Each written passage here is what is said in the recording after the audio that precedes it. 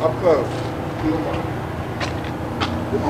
You know, Natalie, when last we met, 5 was 15, this vehicle behind me called News Star was one of only very few in the United States. Now, virtually every station in the country has at least one of them. We have 2 such vehicles that allow us to broadcast from virtually anywhere in the continental United States. You know, 40 years ago, coaxial cables and microwave relays finally connected one end of the country to the other.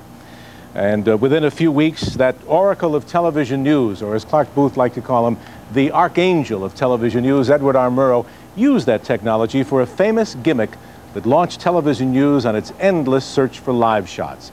This is the way it was on a November Sunday in 1951. I can turn to Don Hewitt here and say, Don, will you push a button and bring in the Atlantic coast? On monitor 2, may we have the Pacific coast, please? Hello, New York. This is the Golden Gate, the waters of San Francisco Bay leading out to the Pacific Ocean. It's rather hazy out here, Mr. Murrow. Thank you very much indeed, gentlemen. We, for our part, are considerably impressed. For the first time, man has been able to sit at home and look at 2 oceans at the same time. We're impressed with the importance of this medium. We shall hope to learn to use it and not to abuse it. Well, we can do that Murrow trick today, easier and cheaper, and we can do it in color. Take a look right here. San Francisco. It's raining out there right now, Dickie tells us. And over here, on my left, Boston Harbor, the shot of Boston. A little chilly, but they tell us that spring will be here any day now. And it's only a casual move to look in at scenes and sights anywhere in the world. It's well after 1 o'clock, for example, in London, England. We were going to have a shot for you at the ABC Bureau. And with very, very little effort, we can visit the Space Shuttle Atlantis, which we've done in the past. Or we can go down to Mission Control in Houston. They tell me now that the Space Shuttle Atlantis is conducting an experiment right now, so we can't interrupt the crew. We can look, however, at Mission Control down in Houston. This mission has a price tag of $500 million, and the cost per minute is about $43,855.80. So if you have that kind of money, and it's important to you, we have the technology to realize one of man's earliest dreams. We can chase daybreak around the world. Or at Greenwich Mean Time. Daybreak, 5:39 a.m. in Boston Harbor, 10:39 in London. In Paris at the Eiffel Tower, it's 11:39 GMT. Jerusalem readies for midday lunch at 12:39 p.m. 1:39 in the afternoon. The view in Kenya is vast and quiet. The harbor at Guangzhou, China, 6:39 p.m. And finally, the Japanese actively pursue their evening at 7:39. And we won't get into international datelines and whether you're seeing yesterday or tomorrow. Well, it's pretty amazing stuff when you see it once or twice, and after that, it kind of becomes old news. We still aren't so sure that we know what to do with our electronic hardware once we get it. That's still a problem. Natalie talked with ABC News globe-trotting reporter Peter Jennings.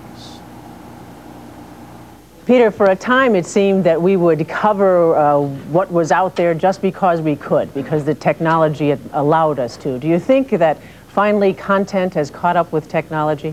Oh no, I wish it had. In fact, I think technology in some respects has made it more difficult to keep content in context. When I was a young reporter, you went to some place like Egypt, for example, you took 3 days going up the Nile to think about what was going on in the country and where Anwar Sadat might be taking his country. Now, because we've got satellite technology, often the reporter is expected to be in Cairo and on the air within several hours. So in some respects, I think technology has made it difficult for reporters, at least at our level, to get out and do as much thinking and digging, especially in another culture, as they need the time to do. Consultants aside, do you think that we're producing the best television news that we can? No, but I mean, I think if we were producing 99% out of 100 good, I think I'd still be inclined to think we're not producing the best we can. I also think we should be pushing ourselves all the time to do better. I used to judge World News Tonight on how many nights out of a week I thought we did a comprehensive broadcast. For a long time, I thought we were doing about 2.5 good nights a week. Now I think we're up to 4 good nights a week in most week, which means we've got 1 night to go. And that, I think, makes us push harder all the time. When are you satisfied? What's a good night, as you read it? Oh, a good night is when we've had a wonderful American agenda that is relevant to people all over the country, when we have covered to the best of our ability a national or international story, not a local story. Is that the network news mission of the 90s, do you think? Well, I think the network mission of the 90s is not to try to compete with local television stations like CVB. I think for many years there was a slightly imperious attitude at the networks that they had all the talent. I think people like you have made it clear that that's certainly not the case. So we now, I think, tend to stay away from things which we know you are going to do better, and we try to stay on the big overarching national and international stories. Peter, thank you very much. Congratulations to all of you. Happy anniversary. We have to stop meeting like this.